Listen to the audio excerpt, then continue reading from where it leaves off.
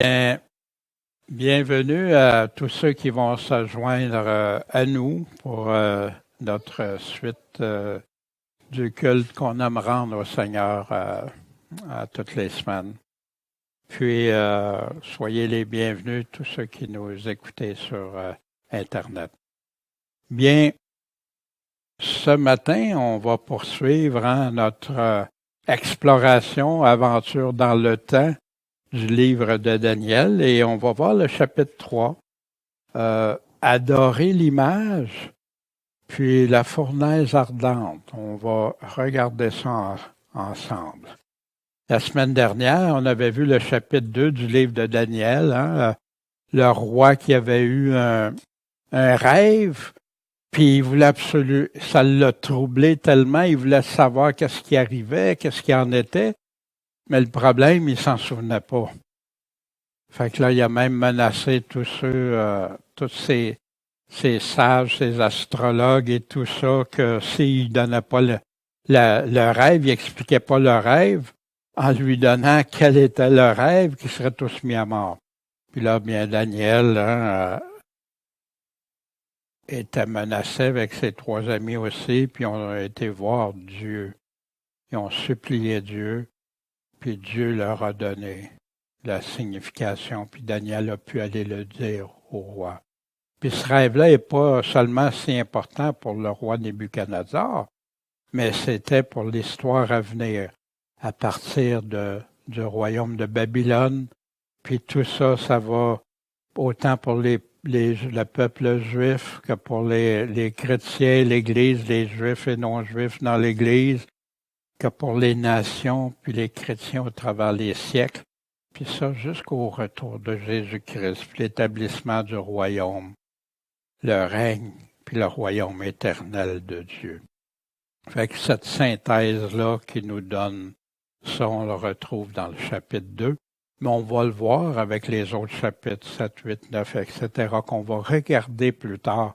Puis que là, vous allez avoir encore un portrait des plus complets que la synthèse. Puis Nebuchadnezzar, malgré qu'il avait donné gloire à Dieu, mais il ne s'est pas converti pour autant. Puis il y en a malheureusement plusieurs qui font ça. Hein. Oui, oui, gloire à Dieu. Même ils vont rendre des cultes à Dieu, mais sans sa volonté, sans suivre sa volonté. Puis on a ces informations dans le livre de Daniel pour solidifier notre foi en lui, nous encourager à persévérer dans les circonstances, lui obéir même si ça nous semble risqué, comme Daniel l'a fait, puis ses 3 amis. Puis comment Dieu peut intervenir dans des situations impossibles. Imaginez savoir le rêve que quelqu'un d'autre a fait, puis lui dire, puis lui expliquer après. Wow! C'est quand on lui fait totalement confiance, puis on s'appuie sur lui. Dieu est le Dieu de l'impossible. On avait vu, c'est la statue avec qui le représentait et tout ça. Ce matin, dans le chapitre 3 du livre de Daniel, bien, on va voir le roi de Babylone qui fait ériger une gigantesque statue, puis il veut que tout le monde se prosterne devant. Mais on va voir que c'est pas tout le monde qui s'y conforme. Cette histoire réelle vécue par les 3 amis de Daniel qui ont été enlevés par Babylone, l'Irak moderne, l'Irak d'aujourd'hui, a été une grande source d'inspiration pour les chrétiens à travers les siècles. Puis ça va aller aussi, surtout pour le temps du retour de Jésus-Christ. Et on va voir pourquoi. Un chapitre des plus importants pour la foi des derniers temps. En passant, vous allez retrouver certaines informations parfois en parallèle avec le message du 10 décembre 2023, qu'on avait vu les héros de la foi, qu'on avait parlé de ça. C'est un exemple de la délivrance de Dieu, une délivrance si extraordinaire d'un Dieu extraordinaire, puis qui va nous exhorter pour le temps de la fin. Le livre de Daniel, c'est des enseignements gardés pour la fin. Scelle le livre. À la fin, plusieurs vont le lire et le comprendre. Un livre rempli d'informations, d'exemples à imiter, d'encouragement, puis de voir la toute-puissance, puis la toute-connaissance de Dieu. On va voir que leur foi va être mise à l'épreuve, grandement éprouvée. Ils sont en captivité comme serviteurs de l'ennemi. Deuxièmement, ils sont menacés de mort, mais ils gardent leur foi coûte que coûte. Mais ça n'arrête pas là. Les menaces du roi sont exécutées. On va voir comment c'est des hommes exemplaires, fidèles et obéissants à Dieu, qui vont refuser de renier Dieu, de le renier en n'obéissant pas à Dieu, qui leur a donné le secours au temps nécessaire. Je vais demander à Michel de poursuivre la lecture de la première partie qui va être des versets 1 à 15 pour la première partie. S'il vous plaît. Le roi Nebuchadnezzar fit une statue d'or, haute de 60 coudées et large de 6 coudées. Il l'adressa dans la plaine de Dura, dans la province de Babylone.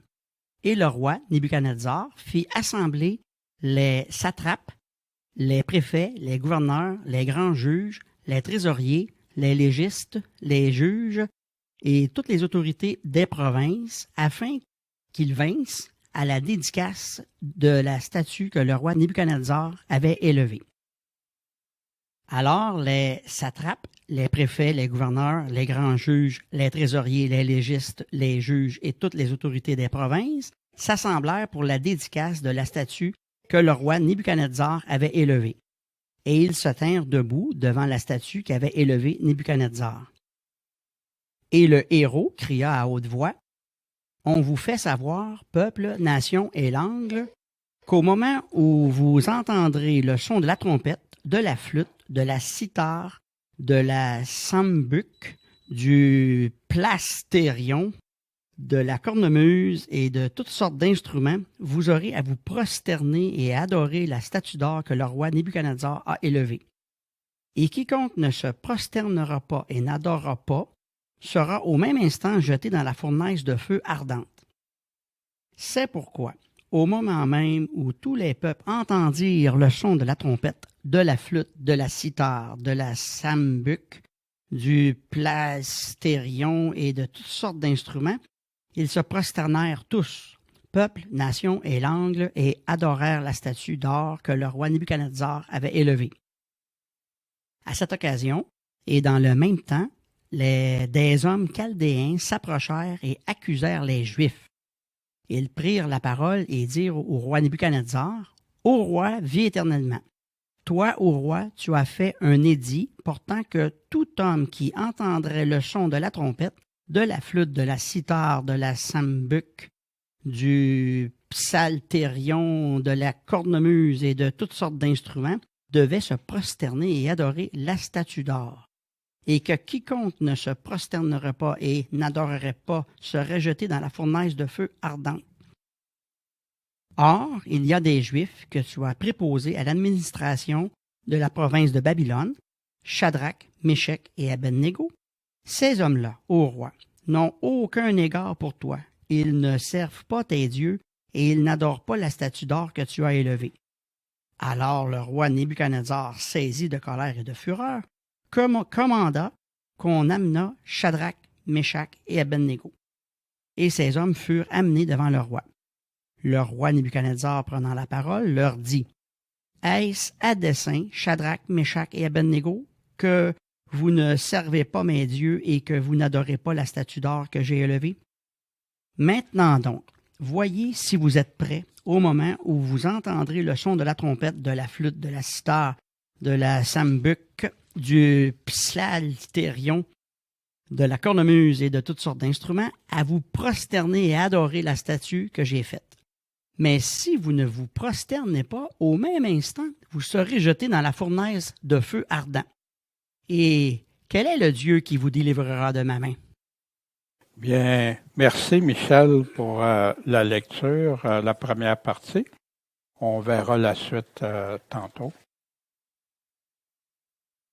Bien, ici, en regardant, en commentant certains des versets pour une meilleure compréhension, bien, on regarde ici que le roi Nebuchadnezzar a fait une statue d'or.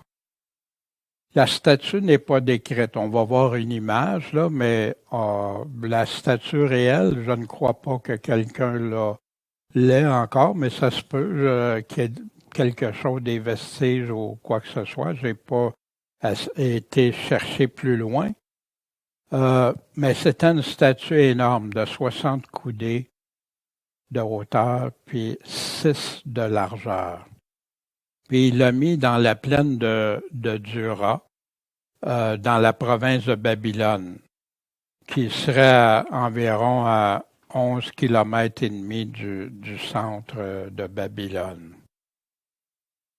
Le roi Nebuchadnezzar a fait assembler les satrapes. Les satrapes, c'est des princes et principaux, ceux qui sont les plus haut placés, les préfets, les gouverneurs, les grands juges, les trésoriers, les légistes, les juges et toutes les autorités des provinces, pour qu'ils viennent à la dédicace de la statue que le roi Nebuchadnezzar avait élevée.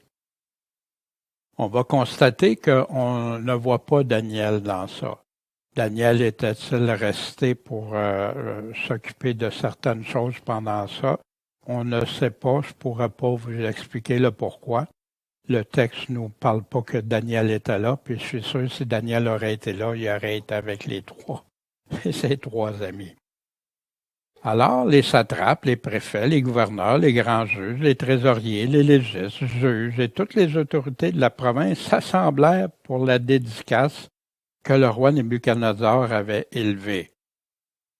Puis ça a pris un certain temps avant de rassembler tout le monde, puis que les gens voyagent de partout. Hein. Toutes les conquêtes des Babyloniens, ben, ils étaient là. Ça fait qu'ils se sont tenus debout devant la statue qu'avait élevée Nebuchadnezzar. Fait qu'ils sont tous là.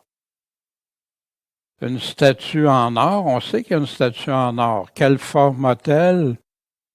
Comme j'ai parlé, pour moi, mais ça, c'en est une qui est souvent représentée comme ça, la même forme qui représenterait Nebuchadnezzar, comme on a vu les autres statues.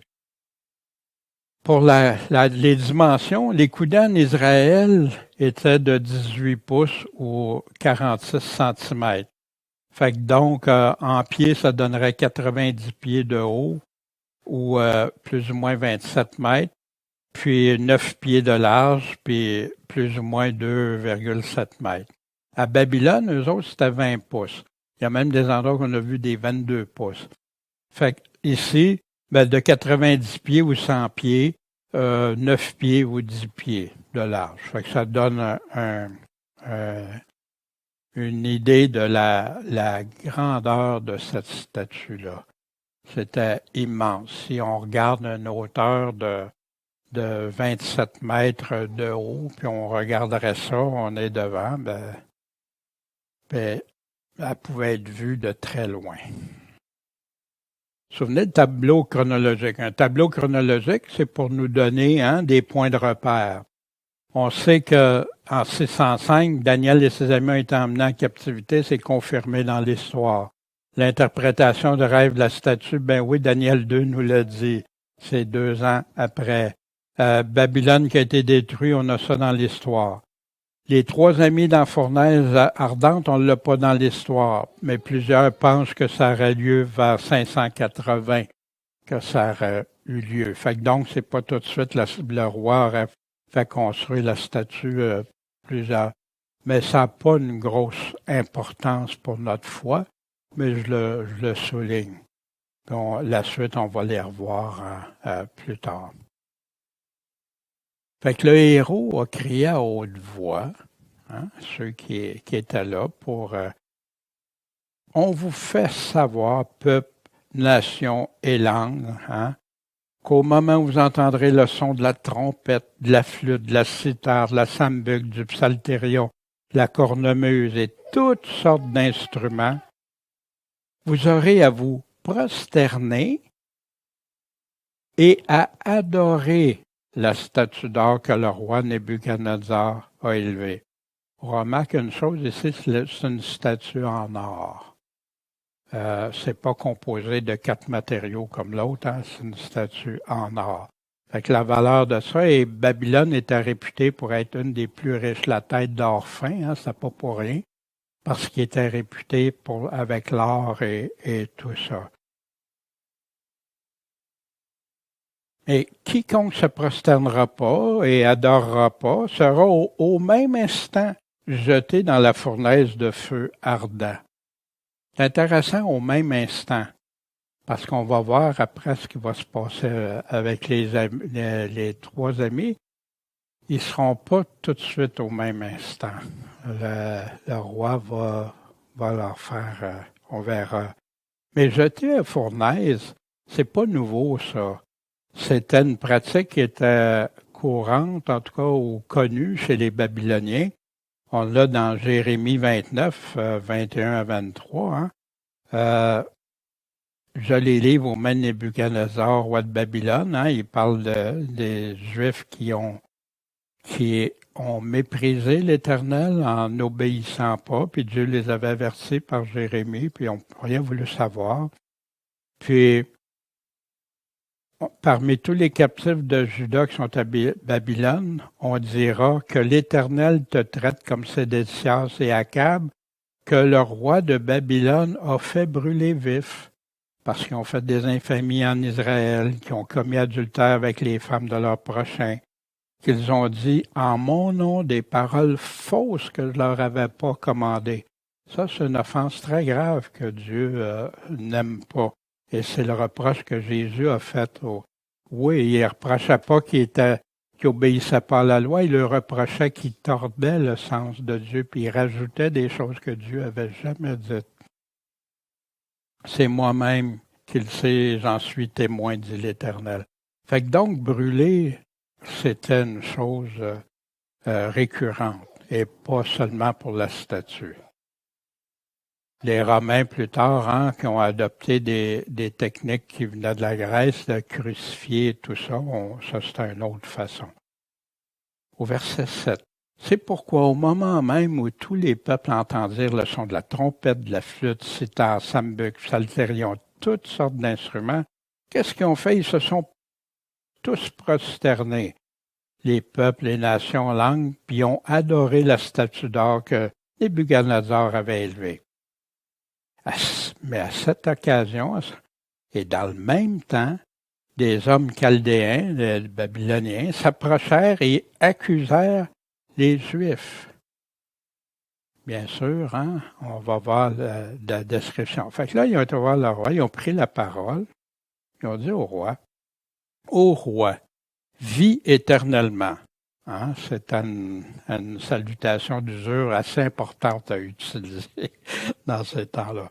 Tu as fait un édit portant que tout homme qui entendrait le son de la trompette et tous les instruments devait se prosterner puis adorer la statue d'or. Tu l'as. Tu as fait un édit, fait que ça c'est non négociable, c'est là. Fait que tu es celui qui a fait ça, hein, si on remarque. Et que quiconque se prosternerait pas et adorerait pas serait jeté dans la fournaise de feu ardent. Tu l'as établi. Or, il y a des Juifs que tu as préposés à l'administration de la province de Babylone. Voyez-vous, la façon qu'ils se prennent aussi, la responsabilité retourne sur le roi ici. Il y a c'est même eux autres qui les ont établis, Méchec, Shadrach, Méchec et Abednego. Ces hommes-là, au roi, ils n'ont aucun égard pour toi. Ils se fichent de toi, ils se moquent de toi, ils rient de toi. Ils ne servent pas tes dieux, puis n'adorent pas la statue d'or que tu as élevée. Voyez-vous ici, des ennemis habiles, c'est fréquent ça. Ils alimentent, ils savent comment aller chercher le roi. Tu es responsable, tu as dit, toi, puis là on se moque de toi. Qui ça met pas en colère quand hein? Des trahisons, des dénonciations, c'est prédit aussi pour la fin dans Daniel au chapitre 11. Hein? Il va être irrité contre l'Alliance sainte, il va agir contre l'Alliance sainte, puis il va s'entendre avec ceux qui vont abandonner l'Alliance sainte, l'Alliance de Dieu. Et on va le voir plus en détail, là. Ils vont mettre l'abomination qui cause la désolation, il va séduire par des flatteries qui? Les traîtres de l'Alliance, les prévaricateurs de l'Alliance. Mais le peuple de ceux qui connaissent leur Dieu, eux autres vont prendre courage, puis ils vont agir. Puis ceux du peuple qui seront intelligents vont en instruire plusieurs. Puis il y en a qui vont tomber par l'épée, la flamme, la captivité, le pillage pendant un certain temps. Puis quand ils vont être renversés, ils vont être un peu secourus. Plusieurs vont joindre à eux, mais par hypocrisie. Puis parmi les intelligents, quelques-uns vont être renversés, afin qu'il y en ait qui soient testés, éprouvés, purifiés, blanchis jusqu'au temps de la fin. Parce que ça va venir juste au temps que Dieu a décidé, temps marqué. Ce roi-là va faire tout ce qu'il voudra, s'enorgueillir, s'élever au-dessus de tout Dieu. Il va proférer des choses étranges contre le Dieu des dieux. Il prospérera jusqu'à temps que le temps de la colère de Dieu arrive. Bien, il va y avoir des traîtres encore une fois. Jésus nous en a parlé de ça. L'Antéchrist sous la gouverne de Satan va persécuter comme jamais ceux qui ont la foi en Jésus. Ils vont tout essayer, tous les trucs du livre du malin pour faire chuter, pour faire tomber les chrétiens.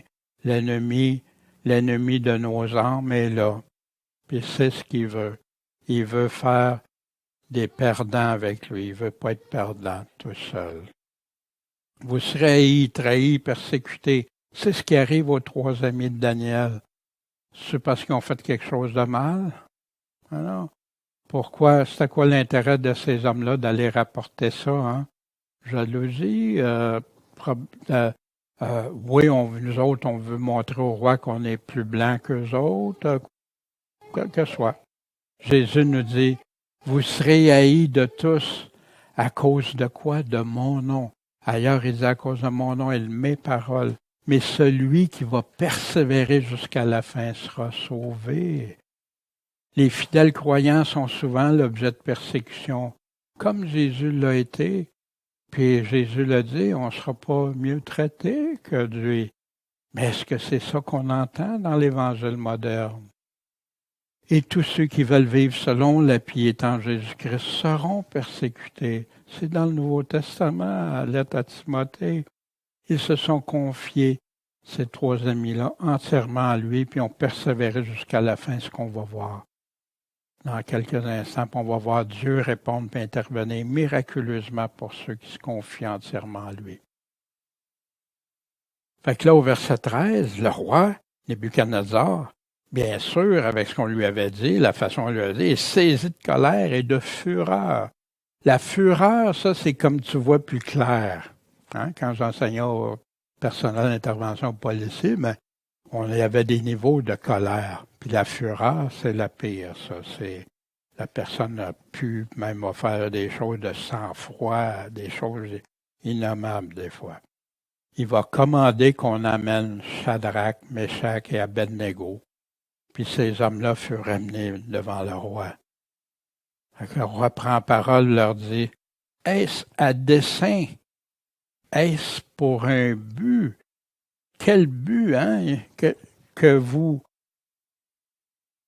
ne servez pas qui? Mais Dieu. » Fait que la statue a rapport avec ces dieux. Et que vous n'adorez pas la statue d'or que j'ai élevée. Mais les 3 amis savaient une chose, hein?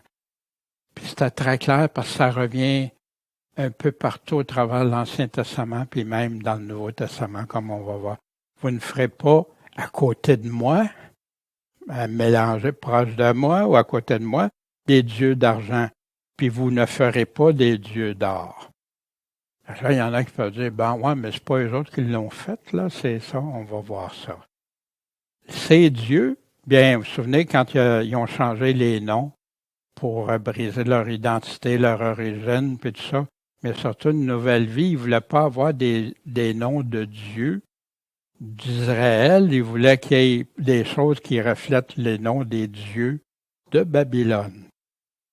Fait qu'on se souvient, hein, Bel, Baal, Marduk, qui est un dieu de Babylone. On va le voir dans quelques instants. Souvent appelé Nabu ou Nébu, Nabuchodonosor, et tout ça vient parce qu'il nommait souvent avec le nom du Dieu. Vous ne servez pas mes dieux, vous adorez pas la statue d'or que j'ai élevée. Ça ici, c'est le dieu Marduk ou Marduk, aussi appelé Bel, hein, Baal, Bel. Le Seigneur est appelé une divinité de la Mésopotamie antique, le Dieu protecteur de la cité et du royaume de Babylone. Fait que c'est fort possible que ce soit une statue de ça, mais ça, je vous dis pas que c'est ça. C'est juste une possibilité. Son animal symbole de ce Dieu-là est un dragon-serpent, le serpent furieux, appelé également associé au dieu Nabuchodonosor. On a ici une représentation qui est au musée de Bretagne, Grande-Bretagne, une des pierres qui représente Marduk ou Nabu avec le serpent dans le bas. Ça a été mis à jour dans le temple de Babylone. Fait que c'est pas des histoires inventées, on a plein de preuves qui confirment qu'il y avait des choses, parce qu'il y en a qui ont essayé d'attaquer ça encore. Croire la Bible ou pas la croire. Et maintenant donc, voyez si vous êtes prêts. Ça, c'est le roi qui dit ça à nos trois amis. Au moment où vous entendrez le son de la trompette, la flûte, sitar, sambuc, psalterion, cornemuse et toutes sortes d'instruments. En passant, les instruments qui sont cités ici, on les retrouve, ceux-là et d'autres, dans les psaumes. C'est des instruments pour louer Dieu, adorer Dieu. Mais le malin aime souvent l'imitation. Relier, utiliser, des beaux instruments qui servent à la gloire de Dieu.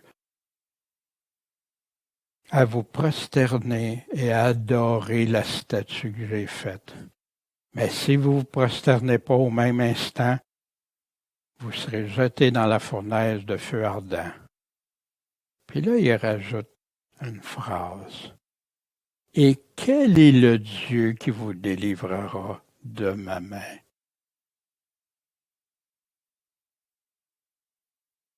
Vous savez, Pharaon qui avait dit à Moïse, qui est l'Éternel pour que j'obéisse à sa voix en laissant aller Israël? On sait comment ça s'est conclu aussi. Je ne connais pas l'Éternel et je ne laisserai pas non plus aller Israël. La seule chose, c'est que Nebuchadnezzar, lui, il avait déjà eu avec le rêve de Daniel. Puis il avait reconnu que le Dieu d'Israël, c'était un Dieu puissant à part, puis qui pouvait révéler des choses. Fait que, est-ce que c'est pour ça que le roi lui a laissé une deuxième chance au lieu de les faire envoyer tout de suite? Il les a emmenés devant lui? Je ne peux pas vous répondre, la Bible ne le dit pas, mais c'est une hypothèse. On va prendre le temps, une pause, pour que Michel nous lise la deuxième partie, à partir des versets 16 jusqu'à la fin. S'il vous plaît, Michel. Shadrach, Meshach et Abednego répondirent et dirent au roi Nebuchadnezzar, Il n'est pas besoin que nous te répondions là-dessus.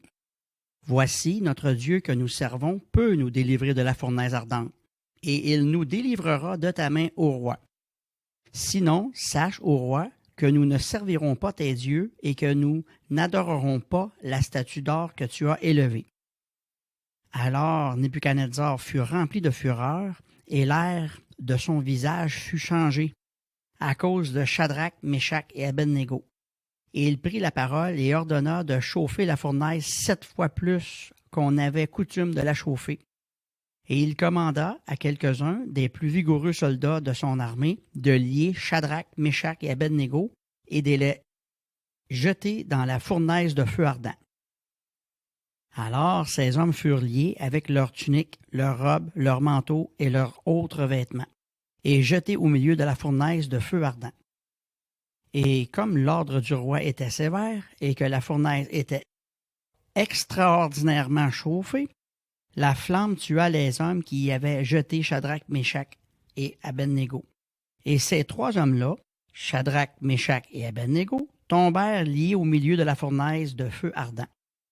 Alors le roi Nebuchadnezzar fut tout stupéfait, et il se leva précipitamment.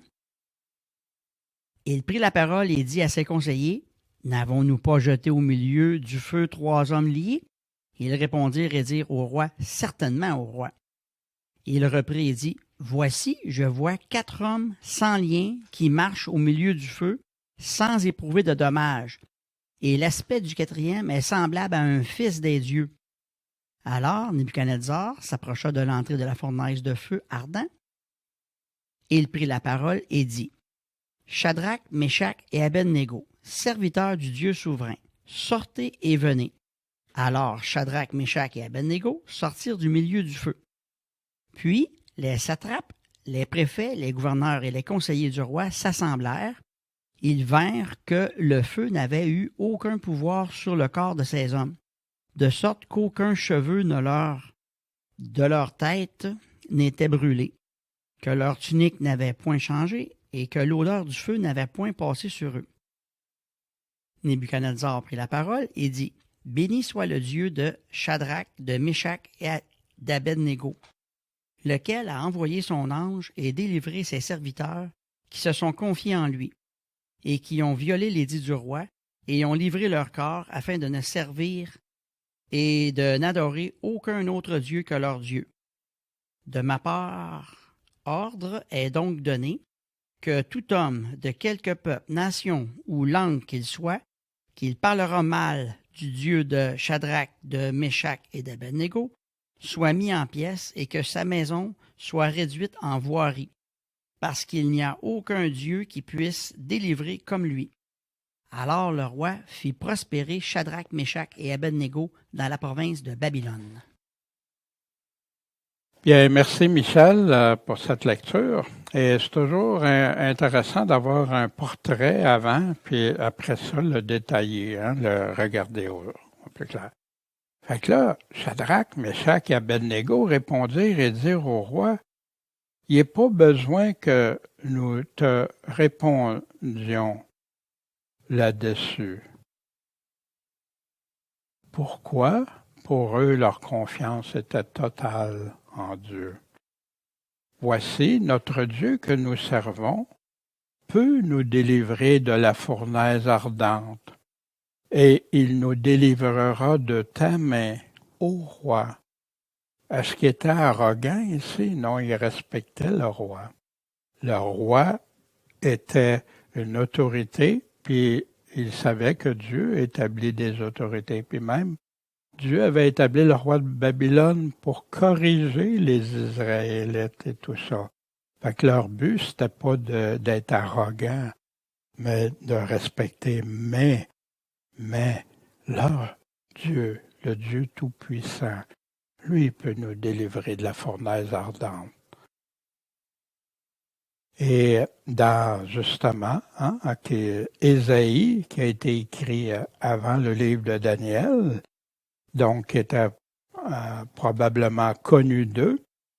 Maintenant, ainsi a dit l'Éternel, celui qui t'a formé, ô Israël, ne crains pas, parce que je t'ai racheté. Je t'ai appelé par ton nom, tu es à moi. Quand tu traverseras les eaux, je serai avec toi, et les fleuves, ils te submergeront pas. Quand tu passeras par le feu, tu n'en seras pas brûlé, et la flamme ne te consumera pas. Quelle prophétie qui peut drôlement s'appliquer à Jacob, une partie de Jacob, ici les trois amis de Daniel. Mais sinon, sache, ô roi, que nous ne servirons pas tes dieux et que nous n'adorons pas la statue que tu as élevée. La simplicité, pas de toutes sortes d'explications puis des choses, non. Voici roi, c'est ça. Est-ce qu'il savait la puissance du roi? Il connaissait la toute-puissance. Puis quand un roi disait quelque chose, personne ne pouvait aller à l'encontre de ça, si le roi décide. Adorer, se prosterner devant une image plutôt que le Créateur. Nos amis, ça c'est ceux qui connaissaient ça, c'était dans la loi. Vous prendrez donc bien garde à vos âmes dans Deutéronome 4, versets 14 à 20. De peur que vous ne vous corrompiez, que vous ne vous fassiez quelque image taillée, quelque ressemblance qui représente quoi que ce soit au nom de Dieu, qui représenterait Dieu. C'était interdit par Dieu. Si tu aimes Dieu, tu obéis à ses commandements. Comme Jésus nous dit, celui qui m'aime obéit à mes commandements. Il n'y a pas de fausse mesure. Mais peut-être que si nos trois amis seraient dit, on va faire semblant, ou écoute, on peut faire comme les Babyloniens. Les Babyloniens, eux autres, ils adorent différents dieux, puis ils rajoutent des dieux, puis c'est correct. Mais voici dans 2 Rois, chapitre 17. Vous n'oublierez donc pas l'alliance que j'ai traitée avec vous. Vous ne craindrez pas d'autres dieux. Et c'est ce qui représentait d'autres dieux, c'était le roi de Babylone pour nos amis. Mais c'est l'Éternel votre Dieu que vous craindrez. Et il vous délivrera de la main de vos ennemis.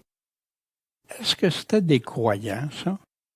Est-ce qu'ils croyaient quand Dieu disait quelque chose qu'il y avait la foi? Mais ils n'écoutèrent pas, ils ont fait selon leur première coutume.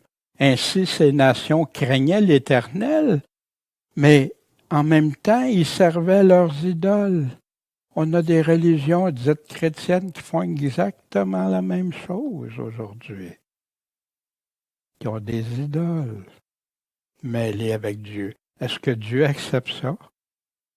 Non, pas du tout. C'est un jugement sévère de Dieu par rapport à ça.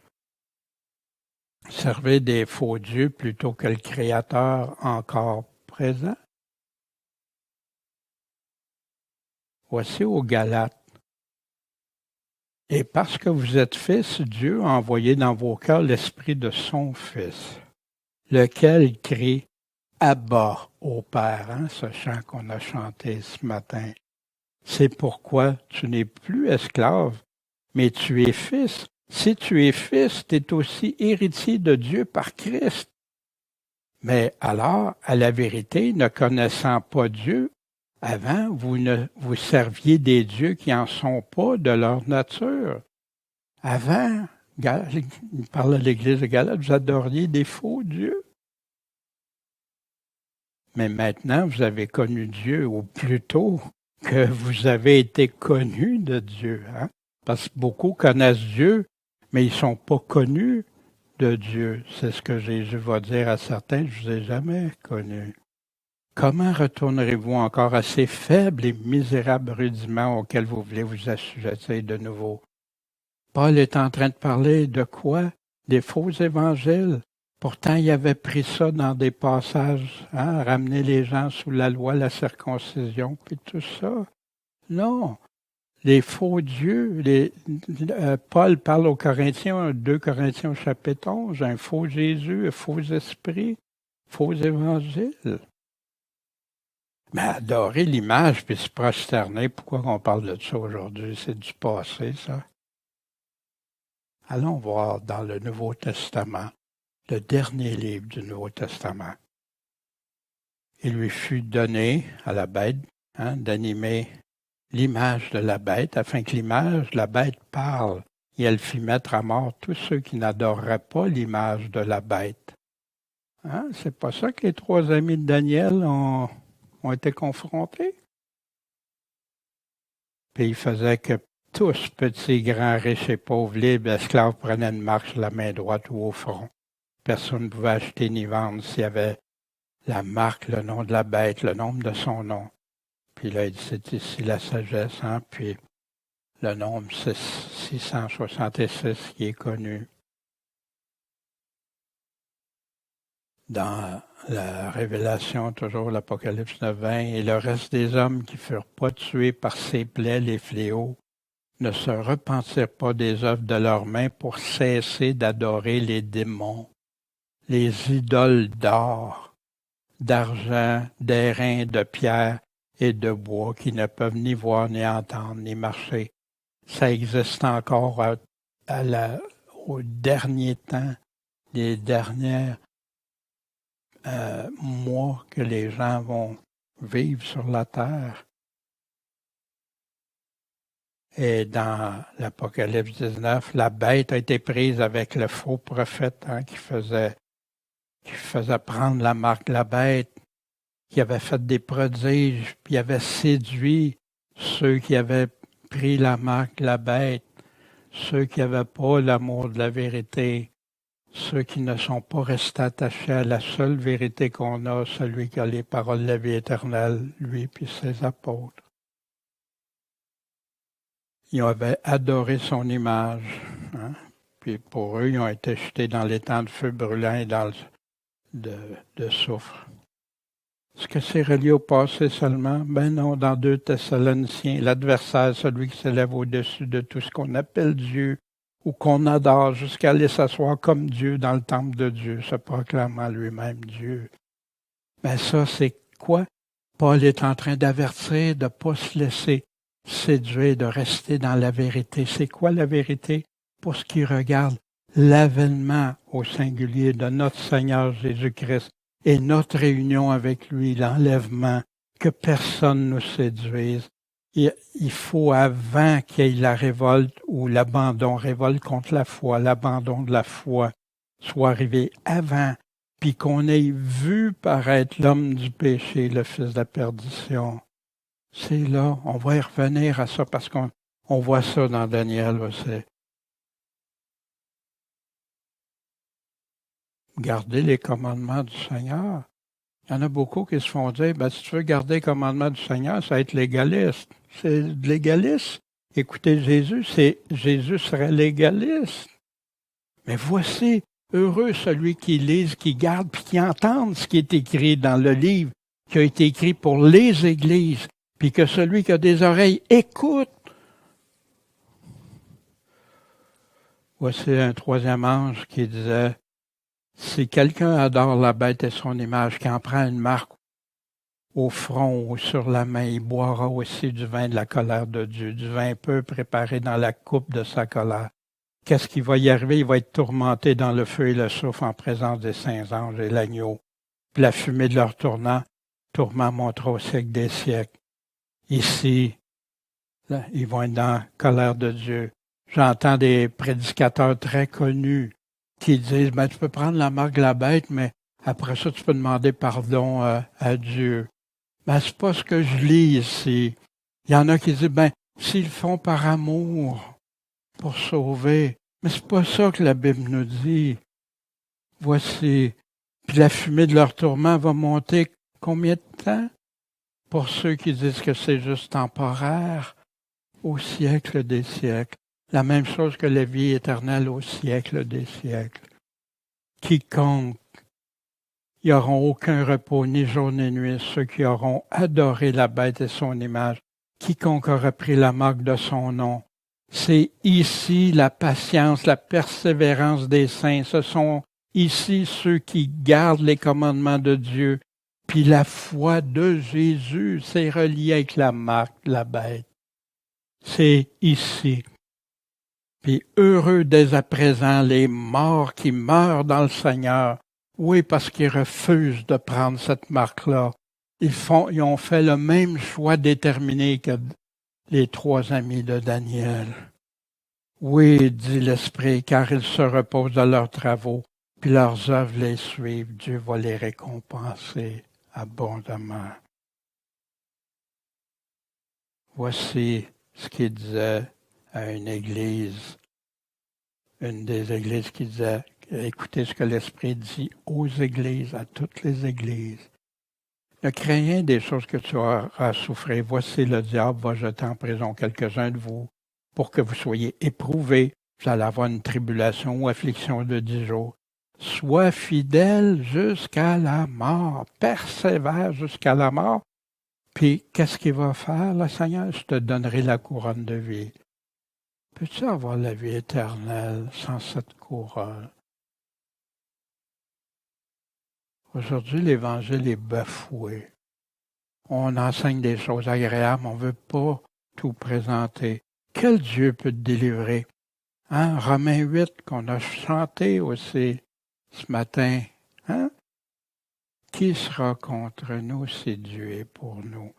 Puis qu'est-ce que Paul parlait? De toutes les afflictions, les tribulations. Qu'est-ce qui va nous sortir? Qu'est-ce qui va nous enlever l'amour de Christ?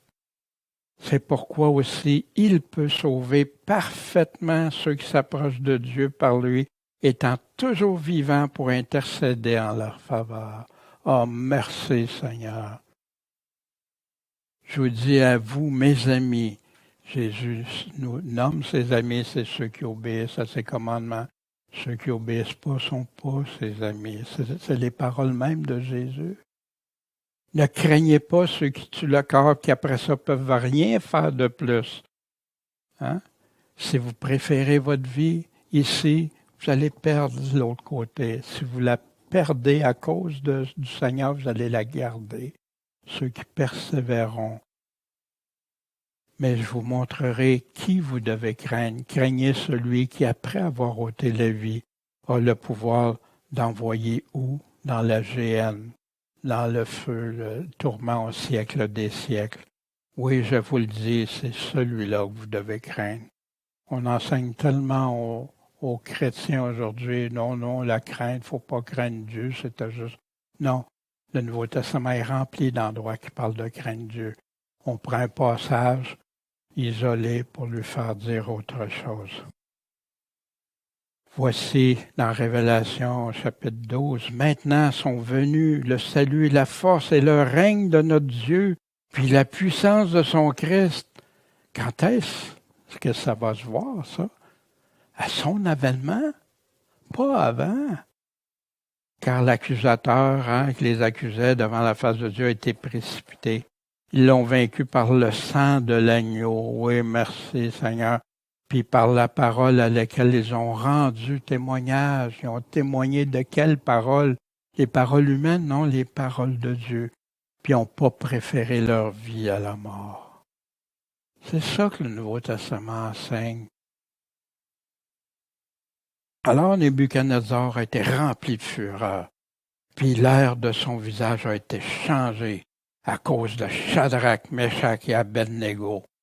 Quand tu es en colère contre quelqu'un, puis son visage se change des fois. Pourquoi, là? La haine, la colère. Vous avez déjà vu des personnes, des fois, qui vous regardent, puis tu vois leur haine, leur colère. Ils sont faciles à identifier. Et c'est envers eux. Pourquoi? Parce qu'ils voulaient juste plaire à leur Dieu. Ils aimaient Dieu en premier. Fait qu'il a pris la parole. Puis là, en plus, il dit, vous allez me chauffer ça 7 fois plus fort que d'habitude. Puis il a commandé à quelques-uns des plus vigoureux soldats de son armée d'attacher Shadrach, Meshach et Abednego, puis de les jetés dans la fournaise de feu ardent. Alors ces hommes furent liés avec leurs tuniques, leurs robes, leurs manteaux, leurs autres vêtements, puis ont été jetés au milieu de la fournaise de feu ardent, 7 fois plus. Et comme l'ordre du roi était sévère et que la fournaise était extraordinairement chauffée, vous arrive-tu des fois des situations, des circonstances qu'il te semble que c'est trop pour toi. La flamme tua les hommes qui avaient jeté Shadrach, Meshach et Abednego. Ils sont morts, là, témoignage de la puissance du feu, de la chaleur.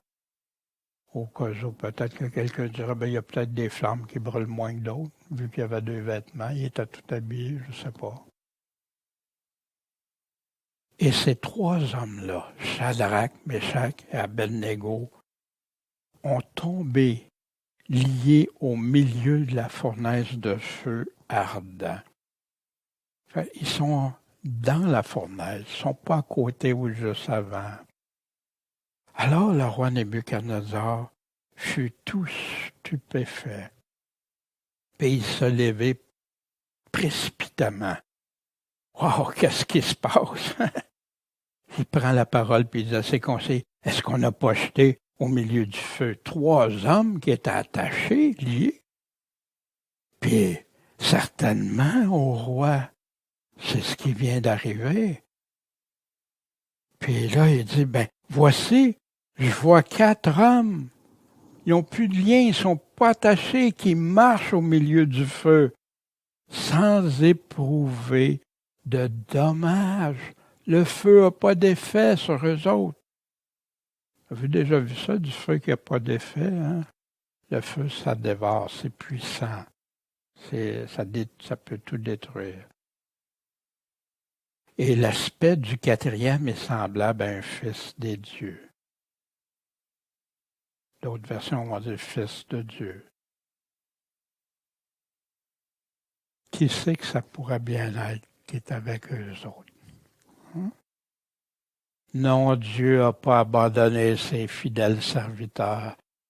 Il ne les a pas empêchés d'aller être jetés dans la fournaise, mais il était avec eux autres dans l'épreuve. Je pense que comme chrétien, quand on a plusieurs années de vie chrétienne, on peut tous témoigner qu'on a eu des coups durs, des fois des choses, mais que Dieu est avec nous à travers les épreuves. Puis il nous a allégé des choses qui nous autres nous auraient été impossibles. On se sentait incapable de confronter. Mais Dieu est avec nous. Dieu marchait avec nous. Alors Nebuchadnezzar s'approchait de l'entrée de la fournaise du feu ardent, puis a pris la parole et leur a dit, Shadrach, Meshach, Abednego. Là, il les a appelés comment? Serviteurs de mes dieux, non. Serviteurs du Dieu souverain. Wow! Ce roi-là, qui avait ses dieux, qui se prétendait lui-même comme un dieu. Sortez et venez. Alors Shadrach, Meshach et Abednego, ils ont sorti du feu. Imaginez, non seulement ils n'ont pas brûlé, mais ils sont capables d'en ressortir. Le feu n'avait... Fait que là, il a rassemblé les satrapes, les préfets, tout le monde. Puis ils ont vu que le feu avait eu aucun pouvoir sur le corps de ces hommes-là. Aucun cheveu de leur tête était brûlé. Leur tunique n'avait pas changé, il n'avait pas brûlé. Ça sentait même pas le feu. Wow! Imaginez, on verrait ça, une situation comme ça survenir. Qu'est-ce qui te passe dans ta tête? Wow! Oh non, c'est impossible, je dois être en train de rêver. Ça se peut pas. Ah non, quoi, ça se peut pas? Pour ceux qui n'ont pas la foi, ouais, ça se peut pas. Mais voici, à partir du début de la Bible, Genèse 18, 14. Est-il rien d'impossible à l'Éternel? Jésus leur dit, il y a des choses qui sont impossibles aux hommes, mais c'est possible à Dieu. Puis on sait que c'est impossible d'être agréable sans la foi.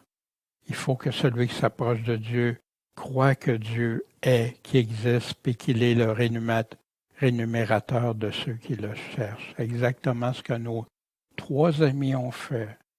Sinon, on sache, on se confie en Dieu. On a foi en notre Dieu. Rien n'est impossible à Dieu. Rien. Est-ce qu'on croit à ça? Que Dieu est tout-puissant? Voici dans Ésaïe 26, verset 3. Tu gardes au cœur ferme, à celui qui est ferme, qui est résolu, une paix assurée. Pourquoi? Parce qu'il est plus fort? Non, parce qu'il se confie en toi. Confiez-vous en l'Éternel à perpétuité, car l'Éternel est le rocher des siècles. C'est pas juste hier, aujourd'hui, mais pour demain puis l'éternité. Dieu les a pas empêchés de subir une très grande épreuve, mais il était avec eux dans leur épreuve. Dieu a le contrôle et la puissance sur tout. C'est lui qui a créé le feu. Fait qu'il peut-tu contrôler qu'est-ce que le feu va faire? C'est la même chose quand il règle les degrés, quand il règle tout. Les gens ne réalisent pas, même parmi les chrétiens, quel Dieu on aime, quel Dieu on sert, le Tout-Puissant qui a décidé de créer l'univers qu'on voit, en plus de tout ce qu'on ne voit pas, puis qui est là. C'est le même Dieu qui promet la résurrection. Il y en a qui vont dire, oui, je crois à la résurrection des morts, mais ça, quoi? La résurrection, qui peut être capable de faire ça, sinon Dieu? Il y a des milliers d'exemples qui nous en donnent la preuve. Néron, les lettres de Pierre qui ont été écrites dans le temps de Néron, où les chrétiens on faisait brûler des chrétiens, on l'enduisait de goudron, puis on les allumait.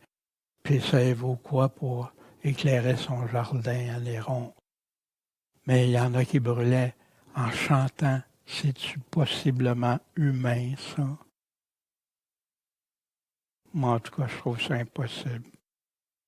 Mais possible avec Dieu. John Huss, qui s'est fait dans les années 1400, un homme qui a pris position pour Dieu. On l'a brûlé au bûcher parce qu'il aimait Dieu et la Bible. Il est mort en chantant. Moi, il me semble, aïe aïe. Non, il chantait des louanges au Seigneur. Puis ceux qui l'ont entendu chanter se sont convertis. Plusieurs se sont tournés vers Dieu. Impossible! C'est impossible! Puis aujourd'hui, nos frères, nos sœurs qui vivent des conditions extrêmes, puis qui louent Dieu, qui font confiance, oui, Dieu peut nous en délivrer. Sinon, sache que nous autres, on va rester des vrais de vrais, déterminés. Puis toi, moi, est-ce qu'on est déterminés? Nebuchadnezzar a pris la parole puis a dit, ah ouais, béni soit le Dieu de Shadrach, Meshach et d'Abednego, lequel a envoyé son ange, puis a délivré ses serviteurs, ceux qui étaient au service de Dieu, qui le servaient, qui se sont confiés en lui, puis qui ont violé l'édit du roi, mon édit que j'ai fait. Un roi qui a droit de vie ou de mort, mais ils l'ont fait. Puis ils ont livré leur corps afin de ne servir et n'adorer aucun autre Dieu que leur Dieu. Savez-vous, dans l'Apocalypse, la Révélation, chapitre 13, là, Ben, faut adorer l'image de la bête. Faut blasphémer Dieu pour obtenir cette marque-là. Faut renier Dieu. Wow! Wow! Ils ont livré leur corps afin de ne servir et n'adorer aucun autre Dieu que leur Dieu. De ma part, ordre est donc donné que tout homme, de quelque peuple, nation ou langue qu'il soit, qui parlera en mal du Dieu de Shadrach, Meshach et Abednego, soit mis en pièces, puis que sa maison soit réduite en voirie, parce qu'il n'y a aucun Dieu qui puisse délivrer comme lui. Avec le rêve, la statue, aucun Dieu qui peut révéler comme lui. Il n'y a aucun Dieu qui peut délivrer comme lui. Alors le roi a fait prospérer Shadrach, Meshach et Abednego dans la province de Babylone. D'hommes condamnés à la mort, ils sont devenus bénis en plus grande position. Dans le Nouveau Testament, on a ça. Oui, Dieu peut nous délivrer. Sinon, si on regarde dans Hébreux 11, par la foi, ont vaincu des royaumes, exercé la justice, ont obtenu des biens promis, ont fermé la gueule des lions, Daniel, ont éteint la force du feu, nos trois amis. Ils ont échappé au tranchant des épées, etc. Il y en a qui ont recouvert leur mort par la résurrection. D'autres, par contre, le sinon. Oui, Dieu peut nous délivrer, faire des choses extraordinaires, mais sinon, d'autres furent torturés, n'ayant pas accepté de délivrance pour obtenir une meilleure résurrection, une résurrection que tous ceux qui meurent pour Dieu, par amour pour Dieu, Dieu va les bénir abondamment. D'autres qui ont passé par les épreuves, tout ça. Puis tous ceux-là ayant obtenu un bon témoignage par leur foi, n'ont pas remporté les biens promis, n'ont pas les promesses de suite. Dieu ayant pourvu quelque chose de meilleur pour nous, afin qu'il n'y arrive pas sans nous à la perfection. Donc ainsi, nous aussi, on est enveloppé une si grande nuée de témoins, rejetons tout péché, fardeau, regardez à Jésus, le chef et le consommateur de la foi, qui lui a méprisé tout ça, il a passé par-dessus tout ça par amour pour nous. Quel choix feraient plusieurs chrétiens aujourd'hui? Quand on leur annonce un évangile incomplet, fais une prière, t'es sauvé, sans l'engagement, sans une ferme résolution dans leur cœur, il n'y en a même pas de repentance parce qu'ils trouvent que c'est une œuvre de faire des repentances. Il y en a sans obéir au commandement de Jésus parce que sinon tu sais être légaliste. Il y en a que c'est juste les choses agréables. Dis-moi pas ce qui est pas. Est-ce que c'est ça l'amour de la vérité? Fait que ça empêche de comprendre l'importance de toujours être préparé, éveillé. Ah oui, il le dit, il faut toujours être prête. Mais ils définissent pas prête pourquoi. Ils définissent pas c'est quoi veiller. Être prêt à mourir pour notre Seigneur Tout-Puissant qui nous a tant aimés. En leur disant que ça ne sera pas pour vous autres, ça, ces persécutions-là, ces choses-là. Pourtant, Jésus n'a jamais rien dit de tel. Jésus a dit le contraire partout dans l'enseignement, que ceux qui veulent vivre selon lui ne seront pas mieux traités que lui. Que toutes sortes de choses peuvent arriver, puis c'est l'histoire nous le prouve. Qui vont déjà être le Seigneur qui va être venu les chercher avant que tout ça arrive. Alors que Jésus enseigne justement le contraire. Même Paul, pour l'enlèvement dans un Thessaloniciens, qui dit quand est-ce que ça va arriver à son avènement. Il n'a jamais parlé qu'il y avait des étapes séparées, un seul avènement. Mais pourquoi les amis de Daniel ont été vainqueurs? C'est quoi qui fait la différence? Ils étaient prêts à mourir. Même le roi de Babylone, ils vont être prêts à offrir leur corps Ils croyaient Dieu, ils étaient fermement résolus dans leur cœur. Ils avaient la vraie foi, prêts à porter leur croix, prêts à mourir comme Jésus demande à ses disciples. Ils aimaient Dieu de tout leur cœur, de toute leur âme, de toute leur pensée et de toute leur force. C'est ça qu'ils ont fait. Puis ils n'ont pas attendu que des circonstances arrivent, ils l'ont fait déjà. La vraie foi, est-ce qu'on a cette foi-là? Hein? La réponse, voici notre Dieu que nous servons, peut nous délivrer de la fournaise ardente. Et il le fera. Sinon, sache que nous ne servirons pas tes dieux. On n'adorera pas ta statue d'or, l'image que tu as élevée. Je vis aussi les âmes de ceux qui avaient été décapités pour le témoignage de Jésus et pour la parole de Dieu, et ceux qui n'avaient pas adoré la bête, son image, qui n'avaient pas pris sa marque sur leur front, à leurs mains. Qu'est-ce qui est arrivé?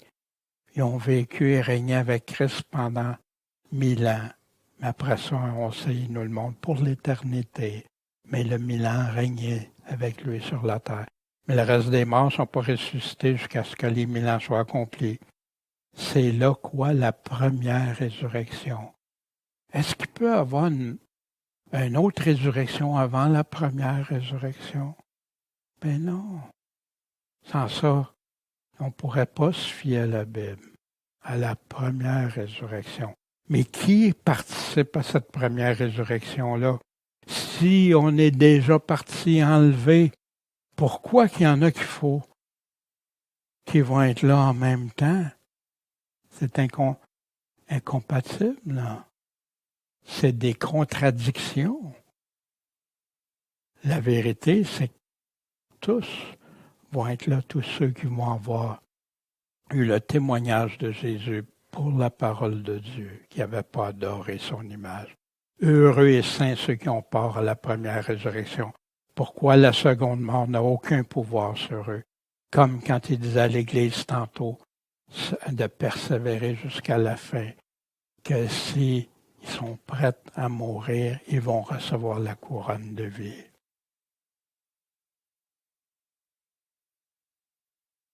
Puis, ta réponse, c'est quoi?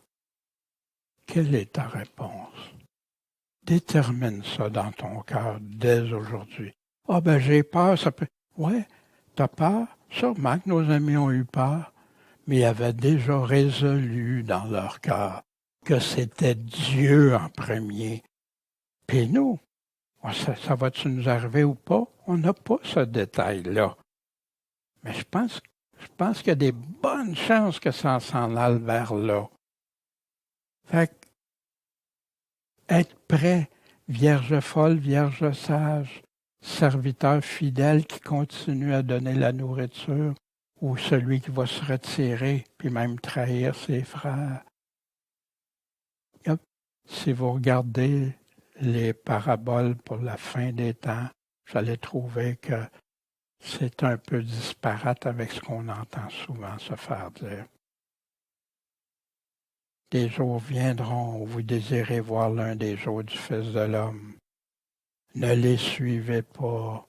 Ce qui arrivera du temps de Noé arrivera de même au temps du Fils de l'homme. Hein? Puis jusqu'à temps que Noé est entré dans l'arche. Puis la même chose pour Lot. Mais quand est-ce que c'est arrivé? La journée même. La journée même qui vont être les enfants de Dieu vont être protégés pendant que la colère de Dieu. La colère de Dieu, on retrouve ça dans les couples, la colère de Dieu. Il y en a qui mélangent la colère de l'Antéchrist avec celle de Dieu. Puis, il en sera de même au jour que le Fils de l'homme paraîtra à son avènement. Puis, souvenez-vous de la femme de Lot, quiconque cherchera à sauver sa vie va la perdre. Puis quiconque va la perdre la retrouvera. Mais qui a la foi? Qui croit ça? Ah ben non, je suis mieux de me protéger. Il y en a qui s'équipent, hein, surtout comme aux États-Unis, avec plein d'armements pour... Aïe, aïe! C'est ça la foi en Jésus-Christ. Puis il y a plein de passages parallèles dans Marc 24, Marc 13, Matthieu 25 où c'est rempli. Avec quelques réflexions. La délivrance ultime du Dieu Tout-Puissant, ça peut se manifester ici on apprend de deux façons. Oui, Dieu peut te délivrer. Oui, Dieu peut permettre que. Mais si tu marches avec lui en pleine confiance, quel que soit ce qui va arriver, il va être avec toi. Il va être avec toi dans l'épreuve. Le Fils de Dieu va marcher avec nous. Quand il te survient des tests de ta foi, fais-tu comme Shadrach, Meshach, Abednego? Ben non, tu veux tout abandonner, tout lâcher, tout remettre en question. Celui qui est fidèle dans les plus petites choses le sera aussi dans les grandes. As-tu, comme eux autres, cette pleine dépendance de Dieu? Te confies-tu totalement à lui? As-tu cette véritable espérance? L'exemple de la délivrance miraculeuse de ces trois hommes-là nous est laissé pour nous donner la persévérance puis l'espérance encore plus extraordinaire pour les chrétiens fidèles qui seront délivrés, soit qu'ils soient morts par la résurrection et la transformation, soit ceux qui sont encore en vie par la transformation, puis aller rencontrer Jésus qui descend, aller le rencontrer dans les airs, puis après ça, qui vient poser ses pieds sur le mont des Oliviers. Puis ceux qui vont régner avec lui, c'est ceux qui auront fait part de la première résurrection. Puis, pas seulement pour cette vie temporaire, passagère. Hein? Il y en a qui disent, ah, ma vie ici, ça. Puis, mais là, s'il vient pour la perdre, ben, c'est quoi? Oui, on veut rester en vie tant que Dieu veut qu'on reste en vie. Mais le jour que Dieu dit, Daniel, c'est terminé, ben, Seigneur, c'est toi, mon Dieu. C'est toi le Tout-Puissant. Ils vont être reconnus par Jésus-Christ lui-même, le Tout-Puissant. Ils vont régner avec lui. Pourquoi qu'ils ont été vainqueurs? Des cœurs résolus, coûte que coûte. Ils ont respecté les autorités selon Dieu, mais quand on leur a demandé de renier Dieu, lui désobéir, le choix est venu facilement. Pas de grande, hein? Imaginez la terreur, là, t'as plein de monde, t'es tout seul, trois là qui se mettent pas, qui se prosternent pas, puis tu sais la conséquence qui s'en vient. Ils semblaient pas si tourmentés parce que ils ont dit OK, sinon au roi sache. Dieu était avec eux, puis eux étaient avec Dieu. À la fin, hein, on parle de ça parce que c'est des choses difficiles que la plupart ne veulent pas aborder, mais que la parole de Dieu aborde. C'est pas pour rien que le chapitre 3 est dans le livre du temps de la fin, qui explique. Pour faire comprendre à ceux qui vont avoir été intelligents, ceux qui vont avoir compris, ceux qui vont avoir cherché la vérité de tout leur cœur. Pas chercher la vérité d'un livre de théologie, puis tout ça, chercher la vérité dans la parole de Dieu. Puis, c'est dit, on va voir ça plus tard, que plusieurs vont faire des exploits. Il y en a beaucoup qui oublient ça. Étude de ceux et de celles qui vont faire des exploits pour Dieu. Qu'est-ce que c'est des exploits pour Dieu? Wow! On va voir ça. Certains vont être purifiés. Il y en a que ça va être pour éprouver, pour être blanchi, parce qu'il y en a qui ne marchent pas juste avec le Seigneur ou ils ne marchent pas droitement avec le Seigneur. As-tu cette obéissance, cette confiance totale et déterminée? Je t'en supplie, prends-le avec Dieu, ton Sauveur, ton Seigneur.